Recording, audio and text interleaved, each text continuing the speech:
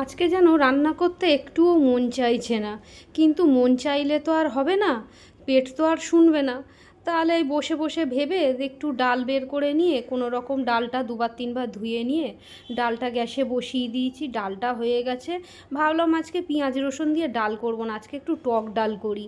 তাহলে যেই ভাবনা সেই কাজ বলে ডাল বসিয়ে দিয়ে এদিকে সর্ষে লঙ্কা ফোড়ন দিয়ে ডালটাকে আমি করে ফেলেছি। আর এই যে মেলাতলা দিয়ে আমি এই ফোড়ন দেওয়ার এইটা কিনেছি, এটা যে আমার কত সুবিধা হয়েছে কি বলবো। দেখো ডালটা আমার ফুটে গেছে, আর একদিকে শুধু ডাল করব আর কি রান্না করব।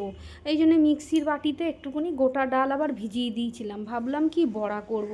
কিন্তু শরীরটা এতটাই উইকলি লাগছে, আর ইচ্ছা হচ্ছে না যে অন্য কোনো রান্না করি। তাহলে অন্য কোনো রান্না না করলে আর কি দিয়ে, শুধু ডাল দিয়ে কি ভাত খাওয়া হয়। আবার একটু উচ্ছে আলু পেঁয়াজ কেটে নিলাম, নিয়ে শুকনো লঙ্কা ফোড়ন দিয়ে উচ্ছে আলুটা ভাজা করলাম।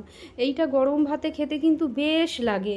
তা এবারে আবার কি করলাম, একটু বাঁধাকপি কাটলাম, ভাবলাম মাছের মাথা দিয়ে বাঁধাকপি করব।